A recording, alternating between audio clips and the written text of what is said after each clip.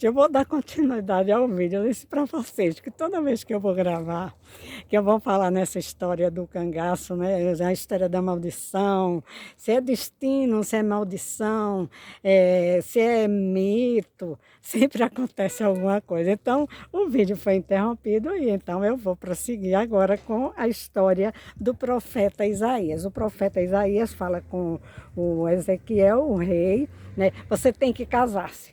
Aí ele não quer casar-se. Mas aí Isaías insiste, o profeta Isaías insiste. Não, você vai casar-se. Você não pode infringir as leis de Deus, né? Aí o Ezequias, né? Ele diz o seguinte: então eu vou casar-me com a sua filha. Olha aí. Aí Isaías diz: tudo bem. Se é para se é para a história ser aquilo que deve ser, então obedeçamos.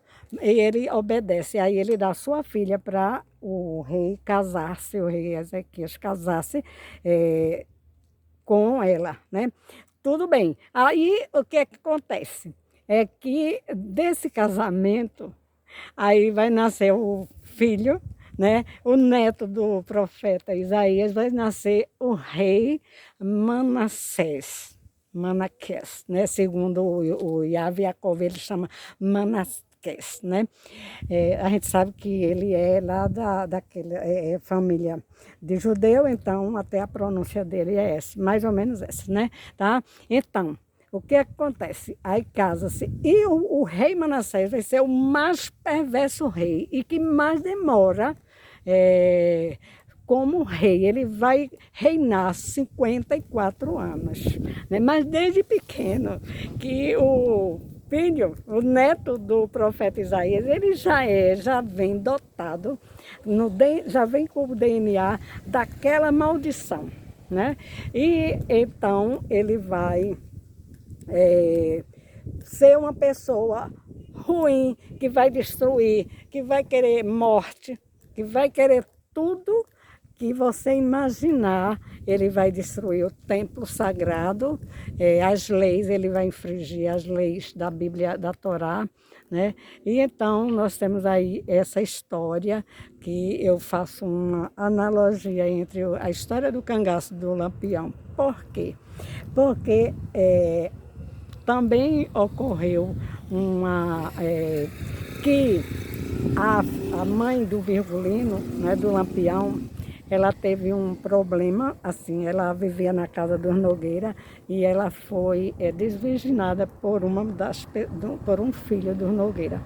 E então ela não casa-se com o Venancinho, a pessoa chamava-se Venancinho, né? Venâncio, né? E não casa-se. E isso vai causar uma irritação, uma raiva na jovem que foi desvirginada e então casa-se com uma outra pessoa, né? Mas ela sempre instigava os filhos, ou o filho, né? O Virgulino, digamos assim, a vingar um estupro, né? Aí, daí nasce o Virgulino, né? Nasce o Virgulino aqui bem próximo, aqui a 50 quilômetros daqui, da Vila de Nazaré, no lugar chamado Vila Bela, né? Hoje Serra Talhada. Aí o Virgulino nasceu lá e vem justamente para Nazaré, né? Quando chega aqui em Nazaré, ele começa a praticar as maiores atrocidades. E por conta disso, ele entra para a história como um dos maiores, ou o maior genocida da história do Brasil. Talvez eu diria até do mundo, porque ele próprio cometia as atrocidades. Ele mesmo gostava de matar, ele mesmo gostava de estuprar, ele gostava de fazer tudo que você imaginar de ruim, né? Inclusive trazendo desgraça para a família dele e para as outras famílias. O Virgulino andou muito aqui em Nazaré, viveu aqui parte da juventude dele, né? Eu já mostrei hoje a igrejinha onde temos Nossa Senhora, como padroeira Nossa Senhora da Saúde. E eu já mostrei para vocês parte dessa história que eu estou fazendo. E para não plagiar, né?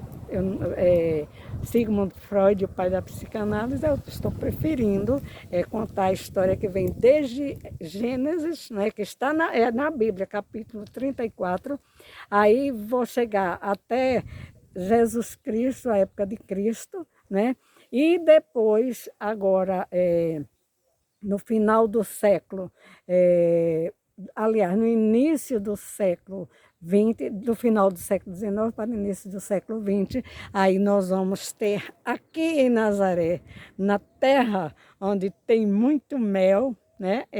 Vocês veem aí o sol causticante, mas é um lugar de esplendoroso, né? Maravilhoso, certo? E temos aqui os nazarenos de Pernambuco, que são descendentes. Esses nazarenos, a história nos conta que vieram de lá do lugar de Flandres, né, para aquele lado de Itália, Roma, Espanha, Portugal, e de Portugal vieram para cá, para o sertão aqui de Pernambuco. Então, gente, é uma história que eu vou contando, né, e vou fazendo essa ligação, né. Sempre que houver alguma interrupção nesse meu transmitir, né, essa história através das ciências, da psicologia, do direito, estudos também da psicanálise para entender o porquê do Virgulino tinha aquela personalidade, mas também eu estou enveredando pelo lado da mitologia, né? Para entender essa história, né? Até porque ela é muito, segundo Yav Yakov, a história ela é cíclica, ela se repete. Mais um caminhão lá. Ela se repete e essa maldição ela vem através do DNA desde lá de Gênesis capítulo 34. Portanto, eu vou colocar mais vídeos, né? E o lugar que eu escolhi foi justamente essa bifurcação. Vejam que existe uma bifurcação para um lado, né? Vai Vila Bela, e para o outro lado, para a floresta. São 100 quilômetros de lugar ao outro. E aqui no centro temos Nazaré do Pico. Eu vou aqui para frente para mostrar a vocês o letreiro, tá? De Nazaré do Pico. Faço questão de mostrar. Quem quiser vir aqui, eu vou ver se eu aproveito para me distanciar um pouco, para mostrar, ó. Nazaré do Pico, não deixa de vir em Nazaré do Pico, ó. É um lugar bonito.